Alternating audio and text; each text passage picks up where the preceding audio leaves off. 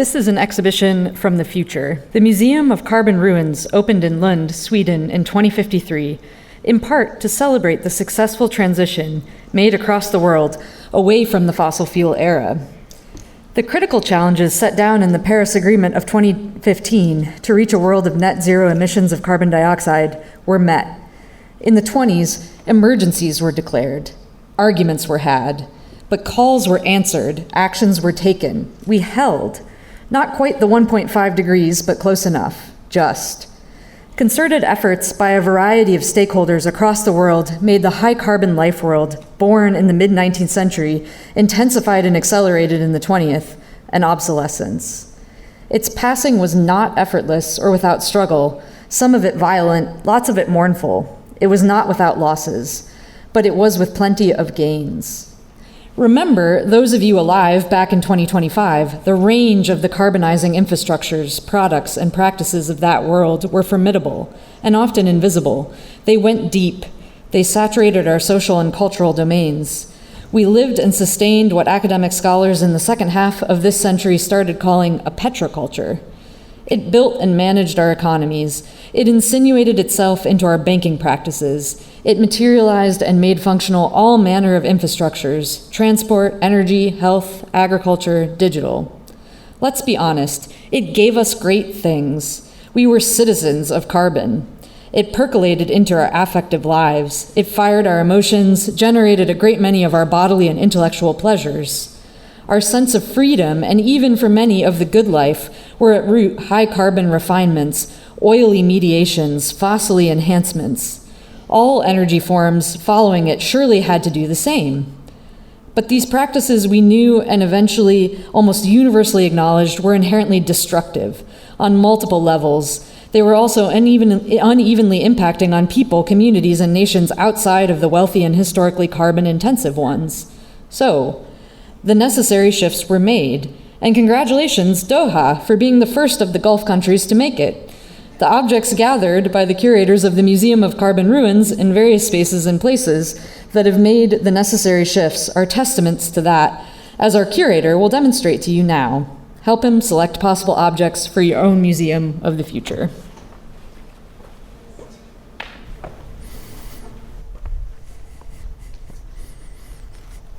Thank you. Welcome. Even in 2053, we still have tech problems. You thought it was all going to be solved, right? Those of you that were alive and aware in the 2020s, you all thought it was going to be Google Glass and seeing things through your eyes and so on and so forth, all these different digital enhancements we would all have. But no, actually, we still have these things that you have to wear. We still have clickers. We still have computers. We reuse a lot, and we're very, very happy about that fact. So, we don't apologize for slight delays. Delays are fine. This is the era where we're happy to wait. All right? My name is Graeme Macdonald, and I'm really happy to be here. I have been asked by the Qatari Museums to come over from Glasgow, Scotland, where we initiated the second Carbon Ruins Museum. And that was in around about 2052, 53, at the turn of the year. And we ourselves were influenced and advised by the very first one, which was, as our introduction said, made in Sweden. Any Swedes in the room? They're quite smug about the fact that they were the first, right? And those of you that know them, well, they're very lovely people, but they were the first. And it might seem like it's not a race, it might seem and so on and so forth, it's not like a competition, but in many degrees it kind of was. So I'm here just to show you a little bit about what this museum is and does as a kind of careful, optimistic vision of a hopeful future from 2053 onwards. But the big deal here is that you made it. Yay. You can either applaud that fact or you can just exhale and say thank goodness. And I'm going to show you some exhibits from the museum that we've built. from the Swedish and the Scottish perspective, but I also am here to seek your advice for what you think, especially people from Doha or any other place in the world where the museum will hopefully take place. Not everywhere, of course, has made this transition, if we are still calling it that. And we want to figure out whether or not you have any ideas for what to put in the museum that will be built here. So that's kind of the plan for the session. But I'm going to go through a few things with you. We'll recall the era, maybe for some of you, of your youth, maybe in the 2025, for example, you weren't even alive. You will know people who were. It was only 28 years ago. So in many respects, everything is still very much live. So I'll show you a history in some effect of what occurred through the years, not only from the last 2 or 3 decades, but actually as the timeline that we built for the museum has it, the era of fossil fuels, which is now ended. But the first thing I want to do is what we now do in 2053, which is a little ritual that just basically reminds everyone what we are now, how we get places, and so on. So for those of you that are all able, if it's okay, could you stand up? Thank you. Just stand up where you are.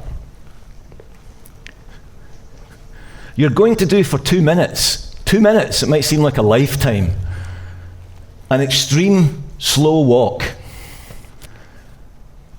Right? This was basically a ritual that was adopted after the era of great speed and acceleration that we know as petroculture, whatever we're going to call it, the era of fossil fuels. We got to basically an age of the great slowing, as it were. It doesn't mean to say that there are not things that are fast and that we love and like still that are fast and powerful, but we do pay much more respect about how we get places. So the ritual in most of the museums that we've done in Sweden so far has just basically said, take a moment to figure out and commemorate those things and people that were lost in the last 30 odd years and longer than that in the great era of climate modernity, and take the time to think in this 2 minutes of how you get places. It was actually inspired by language poets of the late 20th century. The Vietnamese poet Thich Nhat Hanh, who was a monk, a poet and a peace activist, who wrote a great series of meditations on walking, and also the sound artist Pauline Oliveros, American sound artist, who said that in her extreme slow walking commentary that the point was to make your soles of your feet listen as much as possible. So all you're going to do for 2 minutes is try not to reach the chair in front of you, but you must move, okay? So think about the balance, the weight of yourself. It's good to close your eyes when you do this. If there's a person next to you, great. Do whatever you want to think about when you're moving forward, but do not reach the seat in front of you, but keep moving forward, okay? Think about every single point and pivot on your feet and listen and breathe, okay? Off we go.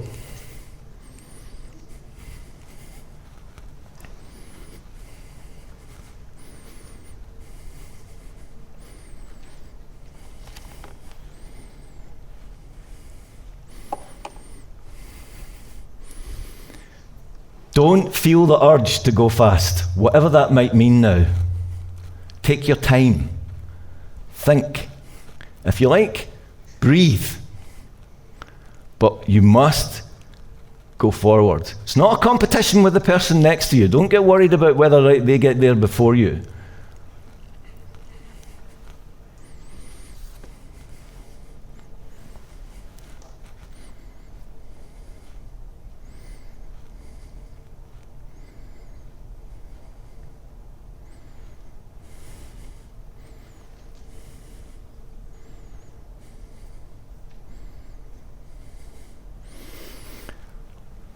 One minute, one more to go. See, this is the way we experience the great slowing. Oliveira herself said that the purpose of the exercise is to challenge your normal pattern or rhythm of walking so that you can learn to reconnect with very subtle energies in the body as the weight shifts from side to side in an extremely slow walk. You may discover the point-to-point connections of movement and or the merging into the experience of flow. You can do this anytime you like. It's good to do it daily. Take your time, but get somewhere. 20 seconds. Your destination's always almost in front of you.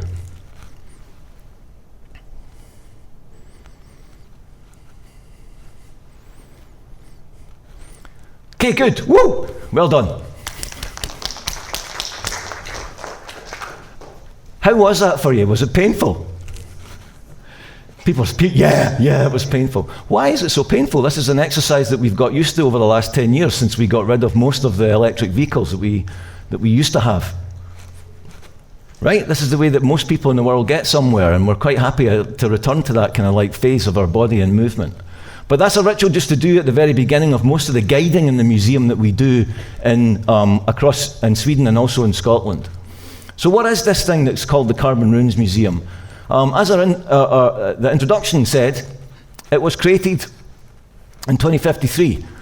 And the Swedish government, in line with the 2017 targets, reached net zero emissions. Net zero was a thing that everyone really kind of like got excited about governmentally in the mid-2010s. And then, of course, quite rightly, quite a lot of scorn was poured on it as it was not reached whatsoever at the time it was supposed to be at least on schedule for. And then again, as things got worse in relation to weather and all other manner of social consequences next to that, it came back again as a serious thing once different governments started to actually take action. I have to say here that the EU, for various reasons, good and bad historically, was quite progressive in what it was trying to do.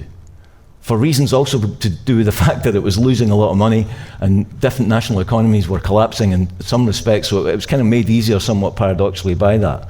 But the point of the museum was to remember some of the objects that were very dear to us and were crucially important in the years of carbonisation. So when those years might be, was the very first thing that everyone had to figure out in the construction of the museum, right? And you'll see a few today. So what we did was we decided to have a timeline.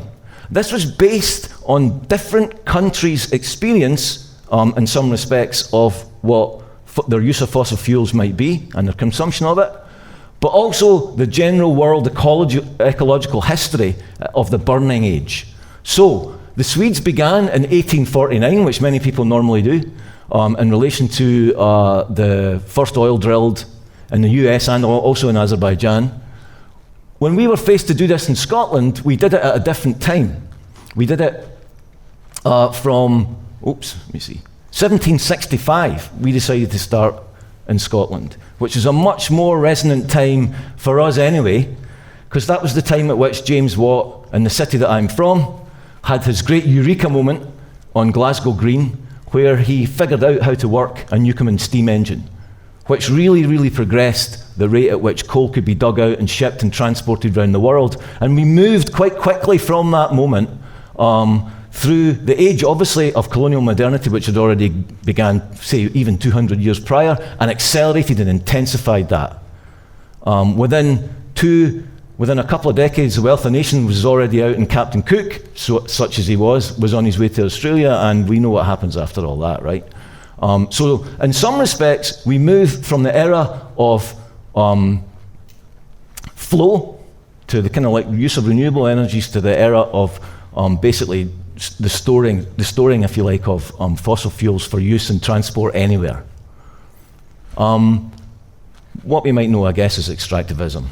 So 1765 was important for us. Now, the thing that's really crucial about the timeline for us was to figure out also how responsible each place was for the larger global accretion, if you like, of the crisis that would eventually become known as climate change, right? So you'll see in the timeline that certain things were significant to admit from the position of a country in the global north that was pioneering what was known as the Industrial Revolution. So in 1866, for example, James Paraffin Young builds the chemical works at West Calder in Scotland. And his mineral oil company expands, and by the end of the century is producing 2 million tons of shale oil. If you get the train now, and you should do this, the electric train, from Glasgow to Edinburgh, you pass by these old grassy hills that were once the centre of shale oil production at the beginning, in the middle of the 19th century. Completely dead now. Because, of course, the colonial acquisition of oil in Burma was super important to Scotland's development. So, in 1886, the Burma Oil Company was founded in Glasgow, same place that the Carbon Ruins Museum was second in, right? And we had to admit all this, taking over Glasgow-based Rangoon Oil Company, and it won a key contract to supply oil to the British Admiralty in 1905. Those of you that know your history of oil in the 20th century will know that scholars often round in that moment as a moment where the military and war and basically the weaponization of petroleum in the 20th century starts, because Winston Churchill takes time out from being a ridiculous colonial administrator in the Middle East and the Admiralty, and takes charge of the Admiralty and decides to change the ships to oil-powered warships.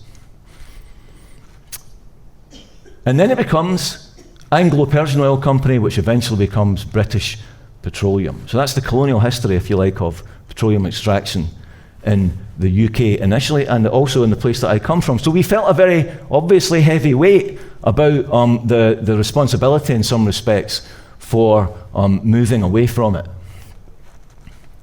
So if you decide to do this museum, and I hope this is the idea, you will have to figure out where your own space intervenes in that date. Where do you find it? What are the key events and so on and so forth? Who are the key agents of carbonisation? And to a certain degree, of course, as we'll see, decarbonisation. Oops, I'm going the wrong way. So we push through from the 2020s into the future, and only 20 years ago, 2034, as we'll see later on, the last barrel of North Sea oil was ceremonially put in a flask. And that's part of the Museum of Carbon Ruins Scotland, which you will see in a second. But different and momentous events on a continental and then a world scale occurred. So from the EU perspective, in 2036, the Bleczow power station in Poland is closed down at the time the biggest CO2 emission source in the EU, a huge moment, if you like, for at least the continent's commitment towards fuller decarbonisation. And this continues. The crude oil price goes down ridiculously and starts to push into different kind of areas, and different elements occur, and everything speeds up towards eventual net zero. There's much more you can put in this, effectively, but this is the timeline as we see it. I keep going the wrong way because this clicker that's me go. So some of this comes out, just very quickly, the concept of this comes from academic scholarship in the late 20th century, which accelerated into climate change politics in the 21st. The idea of futures and the practice of futuring. Different scenarios created, or imaginaries as they were once called, is a bit of a worn term now, to think about how to present an argument to vested interests to persuade them away from the destructive capacities of fossil fuels, no matter how beneficial they seem to be, and no matter how much they added to already nascent energies in the energy mix, especially renewables. We see at this time a handful of academic books, influential academic books, that come out with speculative elements in mind to try to convince and persuade readers that this could be the future that they might be desiring. Some of them, of course, are catastrophic stories. Some of them are choose your future stories, which we all tended to like during the great era of video games and open world futuring. And some of them were more or less optimistic stories, but the problem was that everything begins to turn around in about 200 years from now. We didn't do that, don't worry, we're in 2053 here, it's fine. And of course, the art world was full of torques and twists and ideas about the future in relation to this strange, ironic element of it being with us and yet not quite being enough with us. This uncanny irony that climate change seems to push into our presence, or did anyway, in the 2020s. Now, why a museum then? Well, why not? It had to be commemorated on some front, but we still see the museum as an active, flexible process, the Carbon Ruins Museum. We want other people to pick it up and use it as a method and adapt it to their place. It doesn't necessarily have to tell an optimistic story. It could tell an apocalyptic story. It could tell a left-wing story. It could tell a libertarian story, and so on and so forth. But the idea is that you choose your objects and you gather a bunch of vested experts and different people from civil society, pressure groups, activists, politicians, whatever, and build the story of decarbonisation in your place. Now, given that Doha has done this, a key thing for you to do, I think, would probably be to get as wide a board as possible to assemble and curate the objects. Because this, for us, was really difficult. It's hugely difficult to figure out which ones should represent this age, as you will see. But museums were already thinking in the time of the early 21st century what they should do in relation to the future that was pushing at everyone on the planet to some shape and form, uneven as it may be. How do institutions that notionally deal with the past and or heritage, especially collectible museums, right? Often with a colonial past, especially in Glasgow, for example, how do they orient to the future? Should they even do that, is a question to ask yourselves. We have not resolved that. There are endless arguments with people that come to the museum about the fact that we're doing it wrong, and we're very happy to have those arguments. We decided it was good to have a travelling component of it, and there is one. So if you want to have one here, it's really good to pack a small amount of materials, which I've done today, and put them in a case and travel around the country with it. Go to places, for example, that might be outside the idea or the space of the museum. Go to villages, go to libraries. We put it up in different village halls. We took it to feminist gardening groups, for example. We took it all over the place to different kind of operations elsewhere. We did one in Glasgow with that, and it was interesting to say the least, but it was a transportable, malleable thing.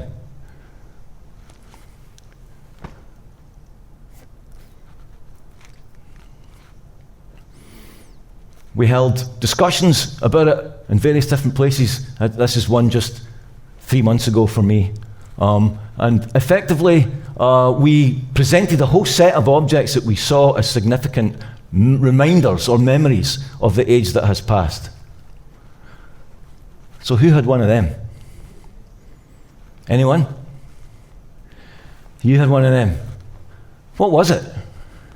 It was a credit card that would allow you to accumulate miles on an airline. So as you spent more money, sometimes each dollar you spent would translate into a free, quote unquote, mile on an airline. It was called a frequent flyer card. A frequent flyer card, do you hear that? Anyone else have one of them? You, sir. I have one, yes. It's very well You can't have one. There aren't any left. I mean, I had one back in the day. Huh. I heard of it. My grandfather had one. This is your grandfather had one. This is what they are. So, do you want to? It's not a valuable thing. You don't need to take a photograph of it. There you go. So pass them around. These ones belong to a colleague of mine who's now retired, Rashmi Varma. She was a climate scientist. She used to torture herself with what was known as carbon hypocrisy all the way through her career. It was really cool for me to get here on the really fast boats that we now have. Took a while, but that's okay. We're used to slow. So in a way, it's kind of an interesting artifact of the age of decarbonisation. Or sorry, carbonisation. Anyone else have one? You, sir? I had this mileage plus. You had a mileage plus card. How do you feel about it now? Well, I mean, some form of it still exists until today. I mean, today, you could have a Qatar Airways joint card with a bank, and then you accumulate points. In 2053, they said to me that these things had gone from Qatar Airways. I still have one. I mean, I have one. I have one which is... Would you like to give it to me and I'll put it in the museum? That's the first thing I'll have. This guy has an artifact here right now, guys. Whoa! I'm using it. You're using it? Yeah. You must be one of the few privileged individuals left then in the country that get to use these things. Oh wow! Can I hold it? Yeah. No, actually, Take a photograph. actually, this Wow. points on Qatar Airways. I don't know anyone that has a frequent flyer card right now. Thousands of people have. Not in 2053. 53. Yeah, Ah. that's an artifact, my friend. Is it made of bioplastics? Because that's the only plastics that are left. Don't tell me that you have a football pitch made of artificial turf. Anyone play on this? Anyone? You did? What did it feel like? I'm bouncing around because so did I. It's a bit bouncy. It was actually better for my son than real grass because he has pain. Oh, really? So you still have it? Where are you from? I live outside of Glasgow. You're kidding. I'm going to go to that park and shut it down right now. I remember playing on this when I was about 8. And all the first generation, all the rubber went in your eyes. So everyone ran around. We still run around now, by the way. We don't all slow walk everywhere as in Glasgow, even though it might appear that way. It rains all the time, so we have to go quite quick. But this was looked upon as a kind of shift in some respects, a better idea, and it was a civic project too, to have and give, especially in places that were bereft of sports infrastructure or health infrastructure, a means to, in different places and villages, especially in Scotland and towns, to actually play outside at any point. I used to play on gravel, and then when we got this, it was awesome. I loved it. It looked amazingly natural. That's what everyone said, right? But then, of course, the manufacturing of it was from somewhere else. I mean, that goes at the end of the point. Like every single football is usually that comes from a factory in Pakistan. Right, so we kind of found out all these things as our knowledge gradually grew about the problems of the world that we were living in and what we were doing on it. But they were really bad for the health. I mean, my knees are gone, right? And everyone else's is too. And so they were not only destructive in the way that these things were shipped around, they went through 6 or 7 iterations to try to mimic real grass and also water it, right? But eventually, mostly they were consigned. And the Swedes did not like this whatsoever, but they had to accept it because, of course, it made their football team quite good. But we put it in the bin. This is peat. It's enormously resonant for me, and it will be for a number of you guys. It was the Scottish Government's key plan for it was a kind of strange form of environmental governmentality, where they told everyone that they could not extract any more peat in the north for either fertiliser and, as we will see, controversially, for whiskey. Because the carbon plan, largely, which was a fiction otherwise, was to basically have a large drawdown patch called the Flow Country in the north. And lots of artists ran up to the Flow Country and took soundings of the mud as it sank back and so on and so forth, that did the work, if you like, of reparation and restoration. So many people were up there, many people volunteered. My daughters did to plant trees in the north. There was a huge government programme that got started in the north to plant trees, and kids went up there, earned some money before they went to university or whatever.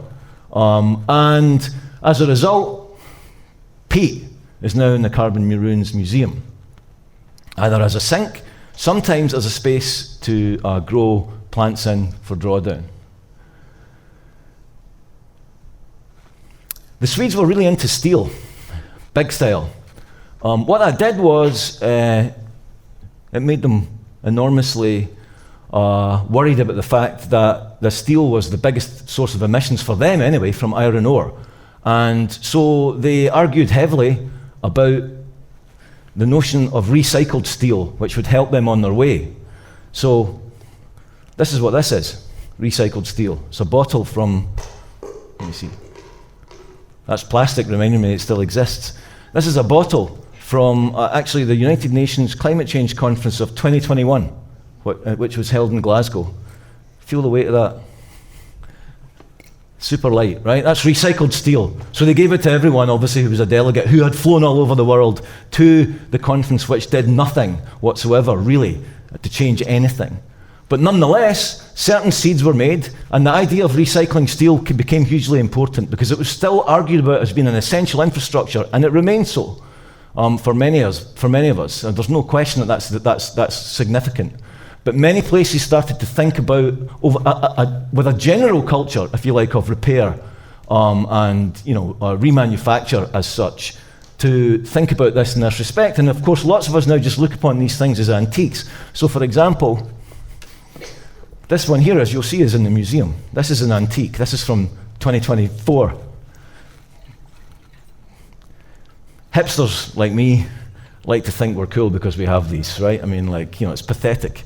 But nonetheless, it has a bamboo top and it has a steel side, and I am signifying myself as a person who thinks about the environment. But this is where we are. So this is why the steel itself was put in the Carbon Ruins Museum. Now, the reason I'm saying that now is because lots of these insects, especially the stag beetle in the top left-hand corner, was put in the museum because it was made. It was threatened, at least in Sweden, because they moved to large-scale reuse of wood. So they started deforestation quite heavily. And it meant that the stag beetle that needed a mature tree didn't have any kind of environment to go in, and they were threatened. So, it's a sign of extinction in some respect.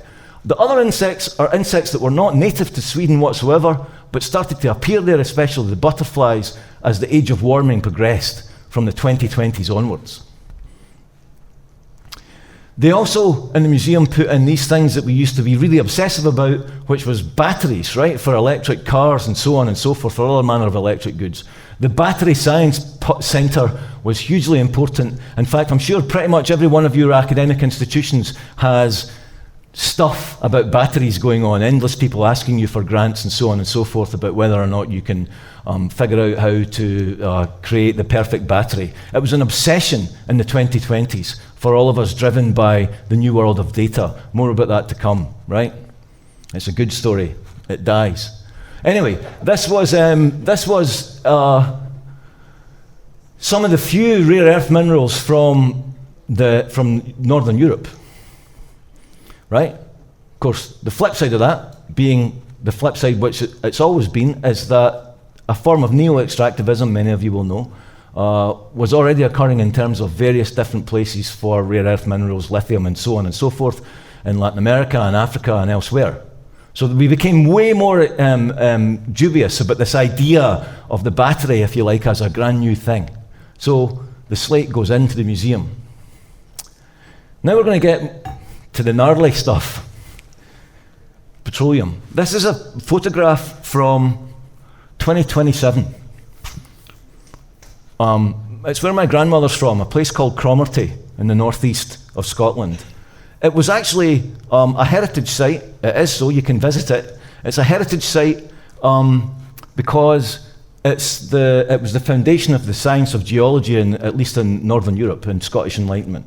So many geologists went up there to study its extraordinary rock formations, and you can see that written all over Cromarty in the town centre. It's also a decommissioning site for North Sea oil. So this is a big buzzword for Scottish decarbonisation in the 2020s, right? This word, decommissioning. We were in the era of decommissioning, and it felt like we were weaning ourselves off this thing that we already knew was dead from the moment we actually struck it. Why do I say that? Because it was a late field. It's a mature field. The reason we went for North Sea oil was, well, two things without giving you a lecture, right? One was, of course, the great thing of decolonisation, right, and post-colonial kind of like geopolitics, which basically meant for Britain, we had no access to all that Burma oil and so on and so forth that we gobbled up and took from other places throughout the starting point of the 20th century. So UK had zero oil deposits. This was looked upon as a gift from God. And just about every language that word is used, I think, for anyone that finds oil. So this is what it was actually called by the Labour Minister at the time. In 1969, oil was struck, but that is late. And it was one of the worst places to go and find and dig up oil, right? I mean, it's amazingly hostile. This is a decommissioning yard, and I love the photograph, and we put it in the museum because of the way that we can read it. The condeeps, which are the 4 metal structures that the oil rig is put on, they were enormously controversial because they were made of high concrete and left in the middle of the ocean, most of them, when we took the platforms off. Some of them became natural reefs, but some of them were corrosive and remain so. So we kind of polluted the ocean even as we actually took the rigs off them. However, some of these rigs are just going back to the yard to be repaired and then sent right back out. So the idea of decommissioning itself was a bit of a con job. The question of recommissioning became a politically explosive thing, especially for activists in the 2020s. So this was one of the largest structures ever put in the sea anywhere to extract oil, the Ninian Northern Platform. And this is its decommissioning site in the Shetland Islands in the very far north, where there's a terminal, a very large terminal that's wiped away many villages actually up north when it was placed in there in the 60s. Shetland loved oil a little bit more than everywhere else in Scotland because they struck an oil deal a bit like the Norwegians. And that was the only place where this happened, so I'm not going to go into the politics of it. But the reason this is in here is because the Facebook site of the photographer that took this picture was extraordinary in the commentary that it provided for you. So many people were really mournful of it. They said it looked sad. Hunched shoulders, kind of crouched down, the poor oil rig, right?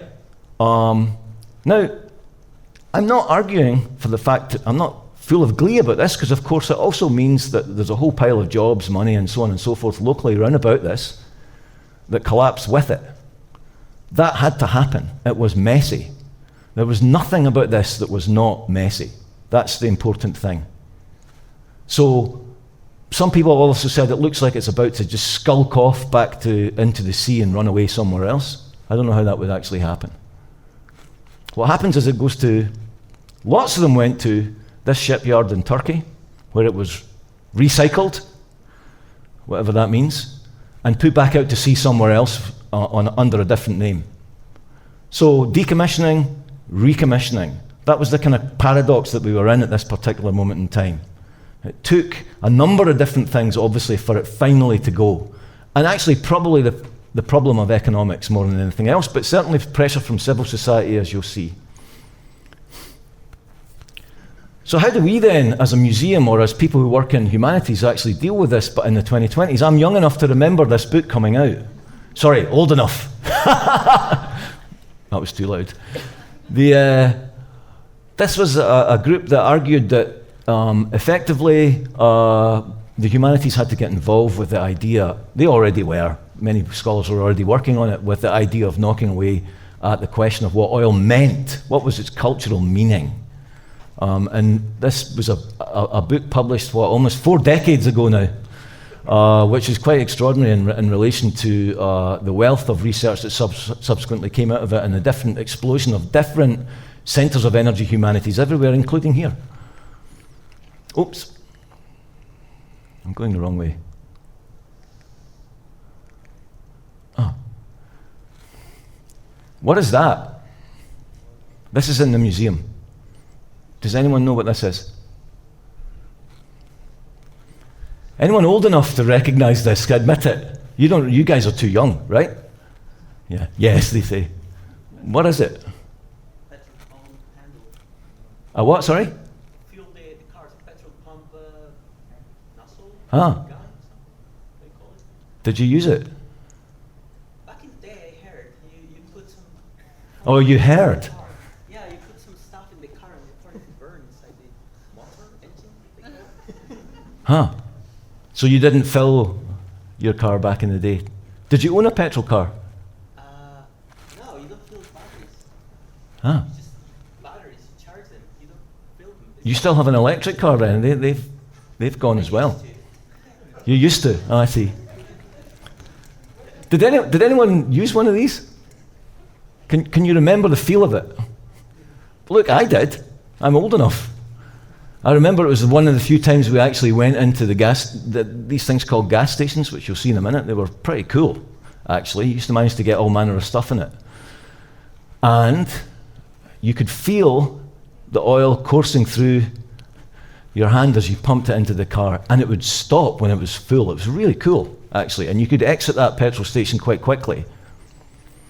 Until at some point you could buy anything in the petrol station, at which point you kind of lurked around for quite a long while, right? But it was one of the few places where we kind of went in, as consumers anyway, and smelled the thing and felt it pulsing through the hoses into the car.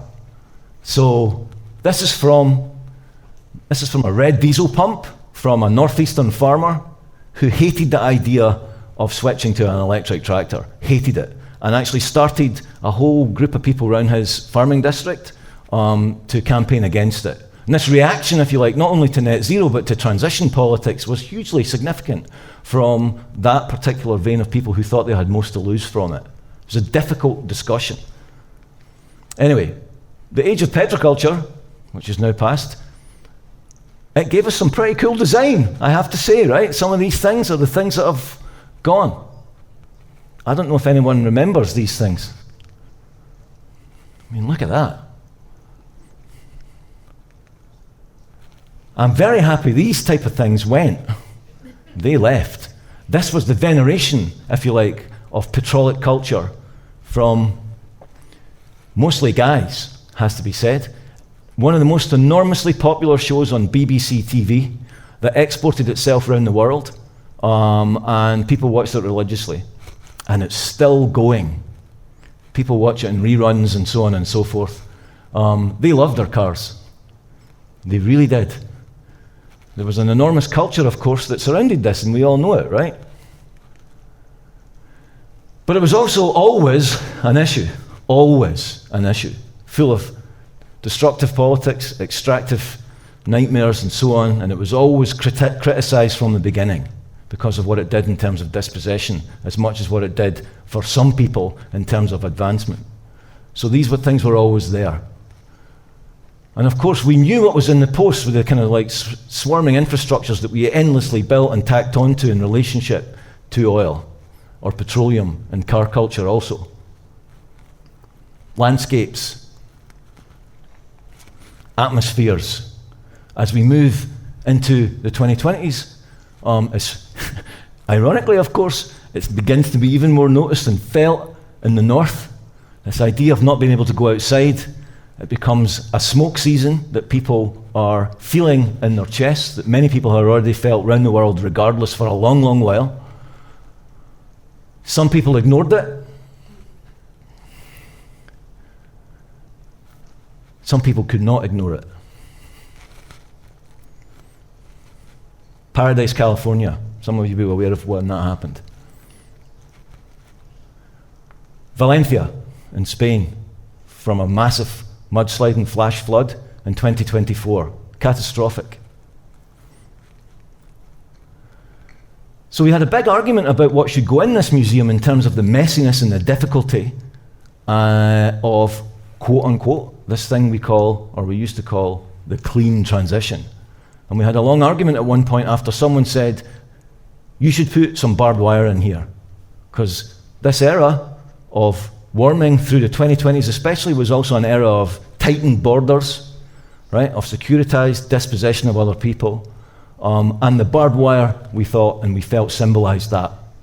So even in a museum that was supposed to like commemorate thankfulness in relation to the end of this era of global threat, we had to represent the difficulty and the dispossession that stalked the era,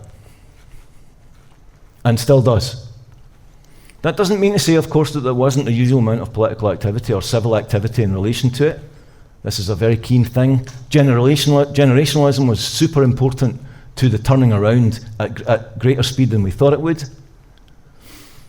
And the museum, as a site of resistance or a site of public angst, if you like, and protest was an interesting place. People hated this group. And I mean, they did not like these people. In Germany, the Decolonizing group at Lignite Mine, super important, super savvy, media savvy, and so on and so forth that put these things through. All these photographs we see are in it. This is Amsterdam protest in the museum. The British Museum in London, sponsored by BP. The Tate Museum in London, a protest by the Liberate Tate group, who were eventually successful. And to represent the age of extinction, a mass die-off. This is in my city, and yours, of Glasgow. I'm in the picture when I was a little kid, only 9 years old, somewhere in there. Where's Graeme, right? Everybody went in and just died as some kind of representative thing that soon circulated around everywhere in the media.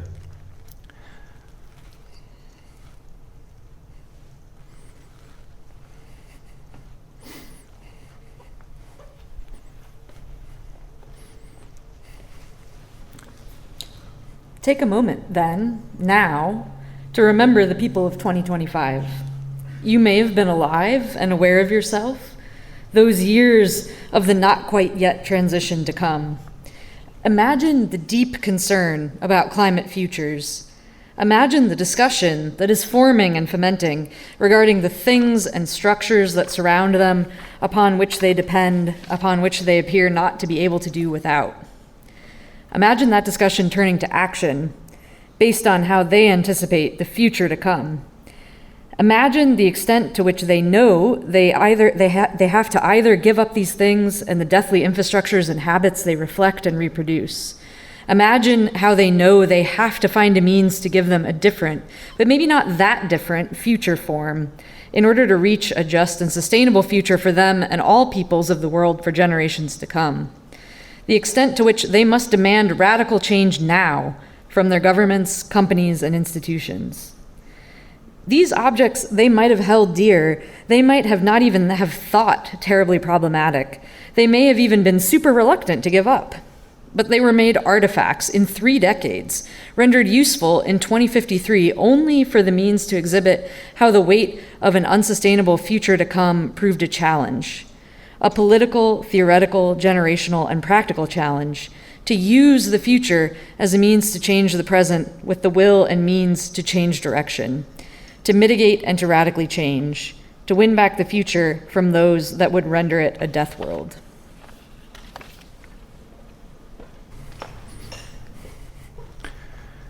So, I was asked to assemble a small one of these in Scotland and think about what exhibits and objects I would put in it. It's movable, and it's changeable at all points, because the whole thing was supposed to be and is collaborative. People argued against certain objects. They hated the idea of some, they loved the idea of others. They didn't understand why some things were in it and some were not. So we ran through it. It began, this idea, at least with, as I said before, the COP26 conference in Glasgow in 2021. Now, I remember I was at that as a young man. I was only 19. I was working in a cafe there.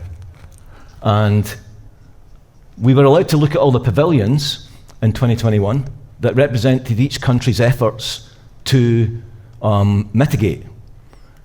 So you walked around a very large space the size of a conference hall, and that one, this was Qatar's at the time. I remember going around it because I was super excited about the World Cup being here when I was a kid. They had the biggest space in the entire convention, and it was all football stadiums and models of football stadiums. And this was different from just about anywhere else. Every other country's pavilions, which had a number of different things, all theirs were football stadiums on plinths. I didn't really get that when I was a young kid. I read a lot about carbon neutrality and how the stadiums themselves would be recycled and given to other countries that needed them. I don't know if that happened. I'd love to hear more about it. It seemed to us at the time it was a bit strange, because it was a huge amount of building that was done. But nonetheless, the discussion about what was going to happen to infrastructure and building was clearly taking place in a country that was doing a lot of it. So I'll come back to that. This is the last jar of, it's a sample from the last barrel of North Sea oil. You're not allowed to move the barrel. It's in the National Museum of Scotland. And this annoyed a lot of people too. They were kind of slightly struck by the idea of it. It was piped ashore in 2037, and it was received by the Queen, as it was Queen Elizabeth in 1973 when it was first on-streamed, and there was a bagpiper that paid attention to the ceremony. So we had the last jar in one of our pop-up museums, and people would come along and they asked if they could shake it and so on and so forth. And they were allowed to do that. There's some idiot shaking it there. We loved our oil too, and it ran deep. So we put in quite a lot of its artifacts at the end in a kind of mournful way as a heritage thing in the museum, much like you guys have done in the excellent museum, National Museum of Qatar, which I had the chance to see a couple of days ago. This is the flare tip from one of the largest platforms that were on the North Sea Wedge, and this is now in the National Museum of Scotland. You can go and see it. It's an artifact of an age of gas burning and extraordinary feats of adventuring and engineering, as we were consistently reminded through the 1970s and the 1980s. This extraordinary thing, which was supposed to bring us riches, but the story of Britain is not that in relation to North Sea oil. So many people realise this and look at the flare tip with a mixture of different emotions. And that becomes increasingly difficult, of course, to take away the notion of climate change. I'm going to show you very, very quickly another exhibit from the museum, which we found an archive film from the time of the conference of the parties, right? So this is from the largest motorway that runs through a city, Glasgow city centre. It's the only one in Britain that runs through the city centre. This is the morning of the day of the opening of COP21. I just want you to sit for 2 minutes and think about this and feel it.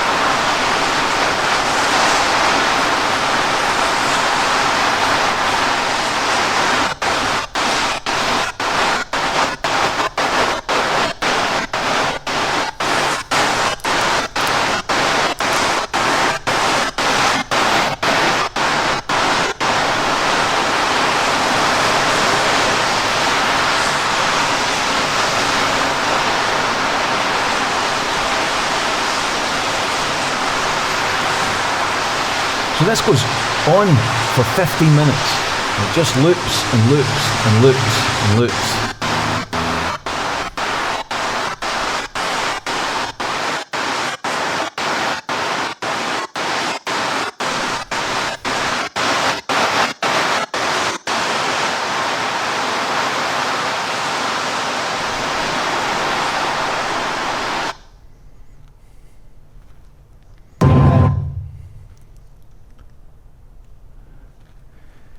Can you believe they used to do that?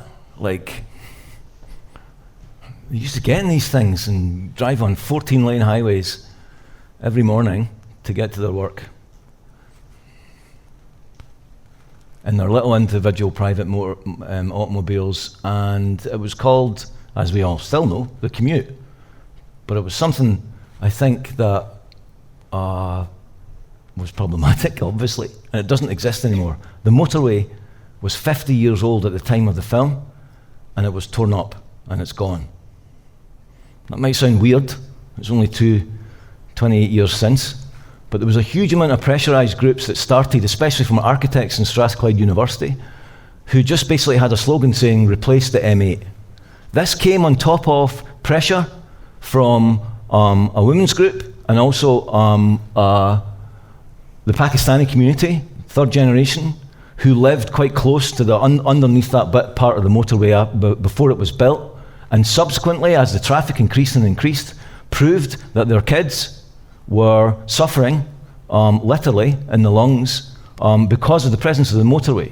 It was also enormously unsafe because it was dark and it wasn't well lit, and for the communities that lived round about that motorway, it was a problem, especially for women. So the women made an enormous advocacy campaign for it, met up with the architects who got together at Strathclyde University and started a year-long campaign and got their students and some members of their faculty to just basically come up with different ideas about what the M8, this motorway, should be.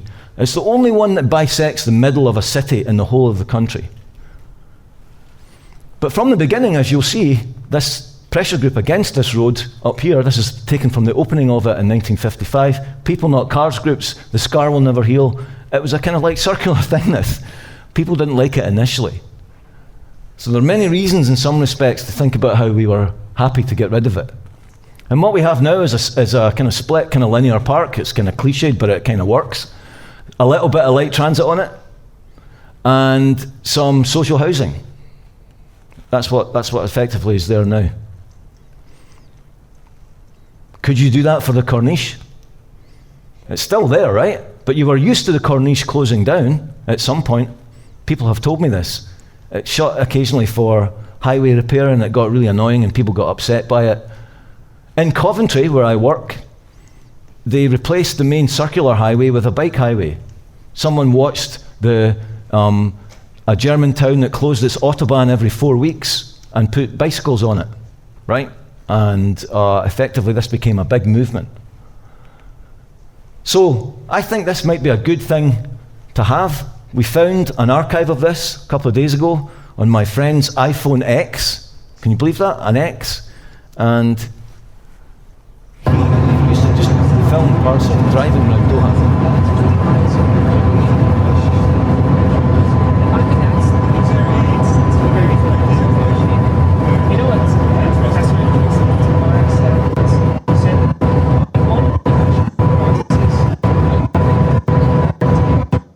So the same sort of thing in various places. This is from the Corniche. Except my tech is not good.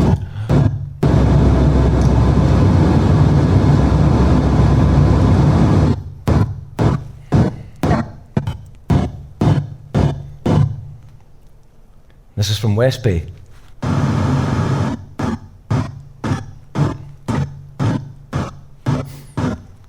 My Wi-Fi's not having it, is it? But this is archive film, and this is the sort of thing that you can put in the museum. I mean, you don't have to take that, but this is a kind of like similar idea of the suggestion we had.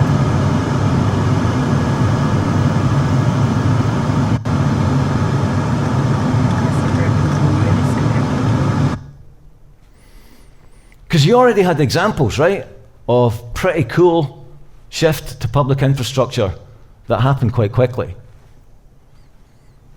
Built in what, 2019, I think? Is that right? Only 3 stations, now you have what, 10? Sorry, only 3 lines, now you have 10? Kind of amazing what happened quite quickly. Extraordinary looking things that everyone, well, especially me, came and looked at and just thought was amazing when we first saw it, pictures of it. So it happens quickly. And actually already in the museum, the National Museum of Qatar, you have relics that are on the walls of the age of petroculture. There they are. Kind of beautifully poised actually and coloured in sand as if they're already buried. So for me, that would be something that you could put in. This is couple of last things from the Scottish one. We stopped coal-fired electricity generation in Scotland in 2016. This was non-controversial to us. We had a different renewables mix, and of course we still imported coal. We were hypocrites about that, but nonetheless it stopped. So we put coal in a cookie jar, and other people got unhappy about that because coal continued, of course, in different spaces and places and was hugely significant. And that is still the case in some sites. And we just put this in there as a thing that was resonant and significant for us. The same with nuclear. This is from the decommissioned plant, which has now been decommissioning for about 50 years and finishes in 2077. But it started decommissioning in 2018. There's no more nuclear at all, and hasn't been for 30 years. But if you remember, some of you back in 2025, the UK government signed a memorandum to build 9 new SMRs in England, and these were going to be at least 50% for data processing centres. They didn't happen. But it was a big thing to keep having them there. So the nuclear lobby didn't really happen. But we still, of course, had to deal with this for 30 odd years. Consumption, right, on a large scale. Should be known to you guys.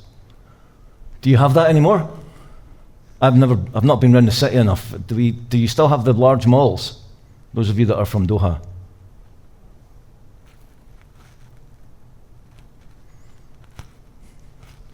I mean, is there still a Doha IKEA?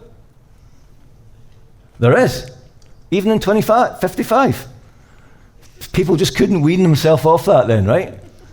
Wow. You have to what? Oh, they do. Yeah. Well, I mean, they were always trying to be like these kind of cool Swedes, right? Trying to do that kind of stuff. Yeah. In 2045, there was a rough travel guide out for Notre Dame. It's pretty cool. You can see it. It's online. It's basically a whole bunch of reused shops. They don't let anyone into Notre Dame that travels there by air. But you can, this is a guide to the eating and shopping in the town in 2045. We know what that is, right? Yeah, we know what that is. Why is that in the museum? Somebody tell me. Here it is. Why is that in the museum? Here we go. This is an antique piece. It's a motorbike. Careful. Yeah. These are other bits that are you can pass one around, and each one of you can feel one. I'll maybe pass one up the top. Why is it there? Why is that in the museum? Just take a piece. Why have Lego? Still using plastic bags to store that stuff? Yeah, but that's a relic that someone gave me from a long time ago. Ziplocs are dangerous. Good point. Well, of course, Lego was one of the biggest producers of plastics, right? In 2010, the mass of plastics exceeded the mass of humans on the planet. By 2028, we had moved quite quickly to bioplastics because of the shaming of people who made them. There was a lot of work done by advocacy groups, especially activist groups. Some people would roll themselves in plastic and roll around in front of in public and so on and so forth. But effectively, companies like Lego realized after a lot of pressure that they were going to have to shift their business model to making stuff. So the stuff that's going around is actually from bioplastics. Believe it or not. I don't know how they're made. The scientists tell me they're right. Lego seems to say that they make the case, but they go on. So some things do continue. Parents were getting annoyed at the fact that kids were sucking on Lego and so on and so forth after they found out the whole kind of like truth of the way that we ingested plastics wholesale into our bodies and our minds. In the 2020s, quite a lot of research was coming out about the fact that the amount of plastics in the system everywhere, even from the shower, right, and the things that we use to wash ourselves and so on and so forth, were actually actively linked to stress and mental health as much as physical health. So the use of plastics pretty quickly stopped in relation to the old school plastics that we know from the petrochemical complex.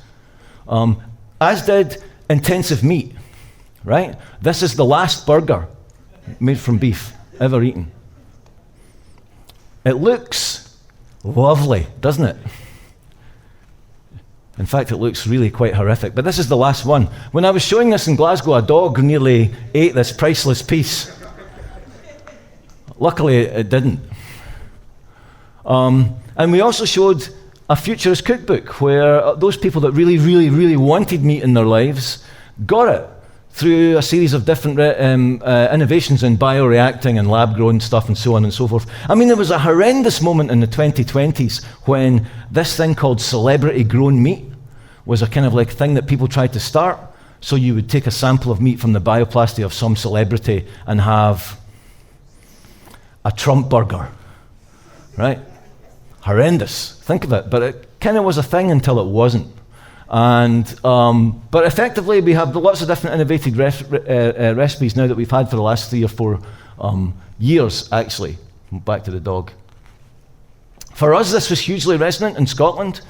It's in the museum because it's decarbonised. It was the biggest product, in some respects, that we sold. Bigger than oil, most definitely. But it burned a hell of a lot of peat that wasn't allowed to be used in the government's climate plans. So how the heck could these distilleries get out of this? Well, they decarbonised all their operations. They started to grow from farm to bottle. And they were allowed, because of the massive changes that they made to their whole system and infrastructure, to use a small amount of peat every year for the essence, if you like, of the smoke of it. For anyone that's ever tasted whiskey, you'll know how important that might be for terroir and so on and so forth. So that was in there. And then whiskey distilleries after this age started to think about how they could actually keep distilling in a sustainable way. So we got quite a lot of interesting kind of new distilleries that were using renewable power, right? This became a big thing. Whether or not we think it's just part of a kind of like large-scale greenwashing of the industry or not, I don't know. But nonetheless, that was the story. This is here because this was a thing that we lost in Scotland anyway. This was the last permanent snow patch, so it's in the museum because people used to go and visit it almost like it was a funeral, and eventually go and photograph it. Now it just doesn't exist. It was in the Cairngorm Mountains that went through the years. It doesn't exist. It stopped in about 2032. So this practice, for us at least, went into the museum, right? Which is why these things are here. Again, of course, made of plastic. Did anyone ski in Scotland? It became increasingly hard to do it in France. You had to kind of like find the season. I know that it was a kind of like more or less relatively middle-class, affluent thing to do, but a lot of people did it. And they used to have these kind of things, right? Did anyone ski? Anyone here? You did? What? How did you do it? Could you show us how you did it? Did you use poles? Yeah. Come on, stand up and let's see. Actually, It's been a long time, yeah, of course, because there's hardly any left. You snowboarded? yeah, but I forgot how to do it. You forgot how to do it? Well, try and remember from your muscle memory what it's like to show these people that are young enough. Look at that. And you did it every year? Yeah. And you went, It's did you have a helmet or? sad when the last time we went up and there's more rock than snow. People tried to do it in mud in Scotland for a while, and that was terrible. And now we just see it as something that's consigned to the past. You know, but if you can put that mask on just to remind yourself and feel sorry for the moments that's passed, right? A little bit of snow nostalgia for you. Now, I asked some of you, we're getting close to the end, but we had a horrible 15-minute thing. I asked anyone if they wanted to accede anything to the museum. I asked someone for a gift. Does anyone want to ask to put a thing in for the museum? I always ask this in every session I do. You do? Okay, sure. What have you got? Come on up here. Come up. What's your name? My name is Maine. Maine. Hi. This is Hussein. And we found this in our grandma's closet. In your grandma's closet? It's this one.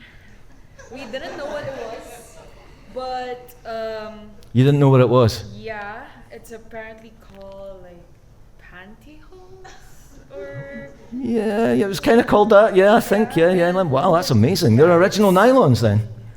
Whoa. So we can have this. You found. So do you remember these? an artifact. Does anyone remember their grandmothers or anyone else wearing these things? I think this is how you wear it. Well, that would be how the new sustainable hipsters would wear it. Yeah, certainly. Yeah. Well, that's very cool. So we can have this for the museum. Yeah. Thanks so much. Wow. Cool. Yeah. There we are. A pair of original nylons. Thanks so much, guys. Why have I still got this? Anyway. There's another one. Another one. Good grief. What is it? I've got something to actually, also for my grandparents' closet, Uh-huh. which is a Come and show me.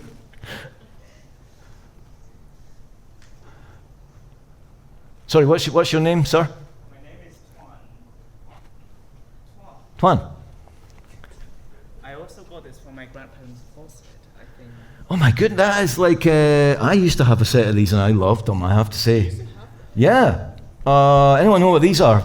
Maybe older people in the audience will know what these are? You're laughing, sir. Do you know what these are? I think they're running shorts.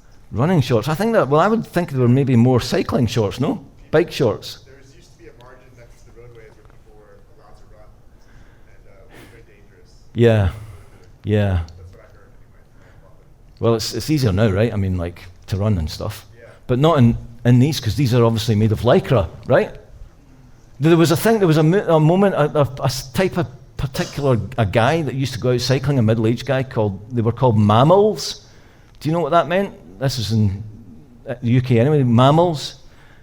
Middle-aged men in lycra, mammals. And they would wear this thing. And of course, all of it was from the era of the synthetic, right? And we have thank you so much, that's great. We've now got two really cool things. Can we have a round of applause for these guys? That's great accessions.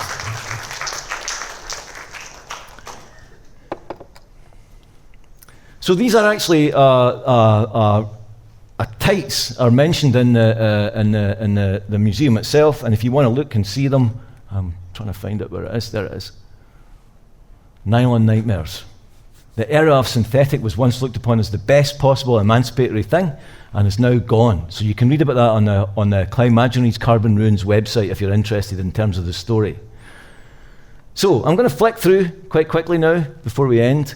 But these are just examples of large-scale infrastructure projects in Scotland that actually did change quite a lot of things, despite the fact that we were kind of suspicious of them initially.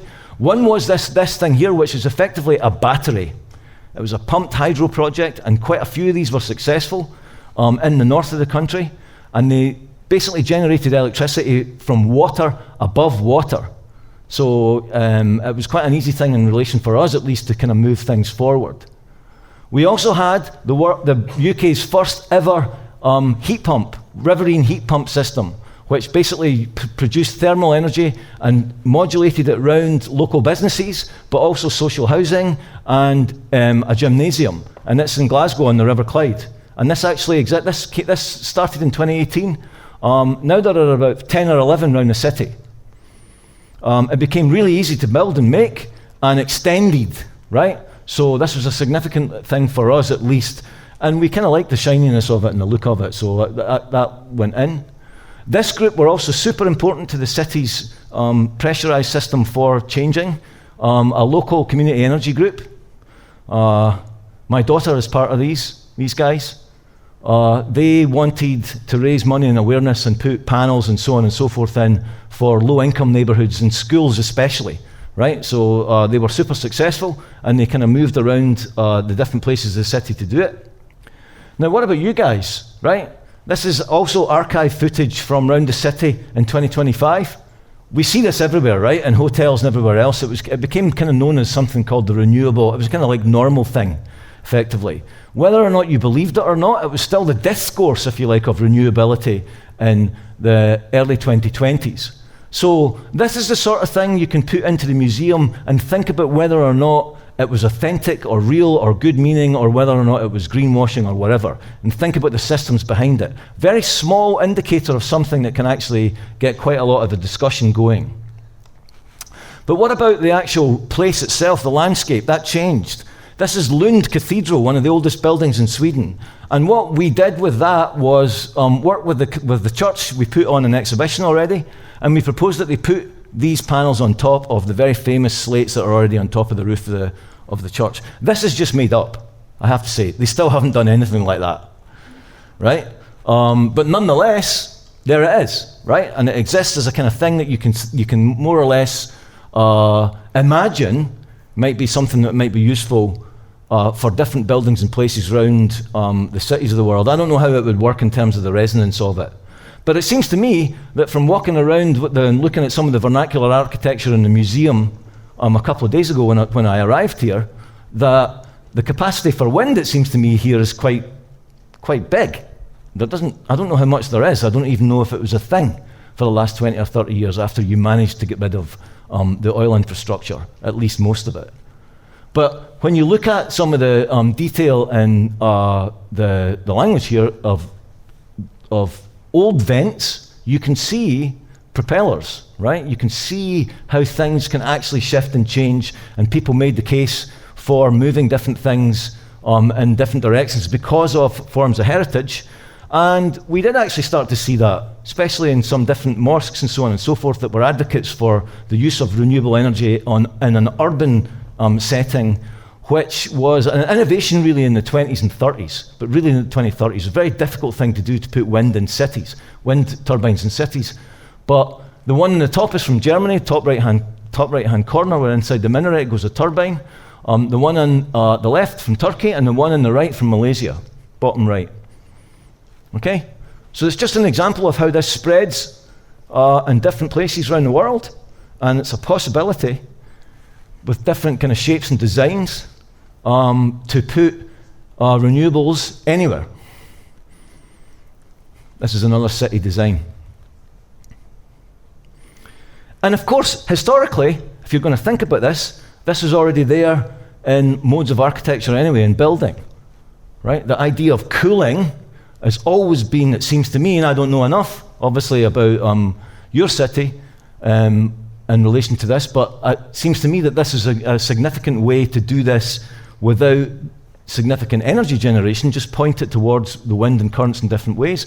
And the way that that would be registered as something that was reinvigorated in the 20s would be good, right? I would put shade also in the museum.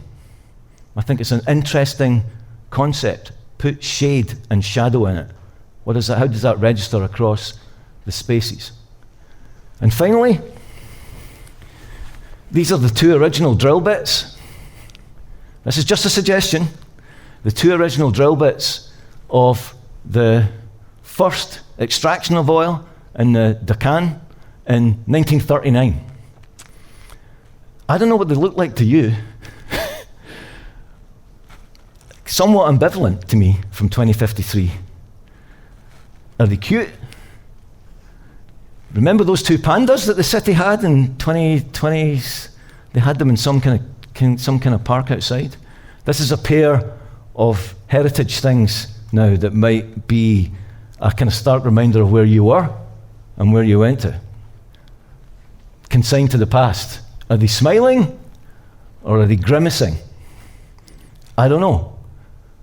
It's not for me to choose the objects for your museum, but this is just a way to think through what they could be.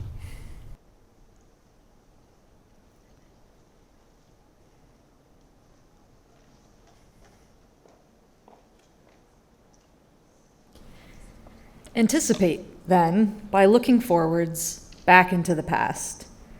Think yourself from the 1.7 degree and below world of 2053 as the you of 2025.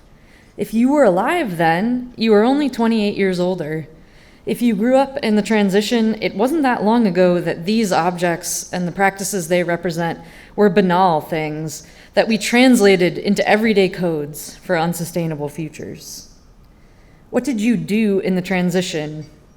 What stories do you have of these and other objects and the practices and infrastructures they enable and reproduce? And how and why did they become museum pieces? How do we live now, people of Doha, people of the world, amid carbon's ruins?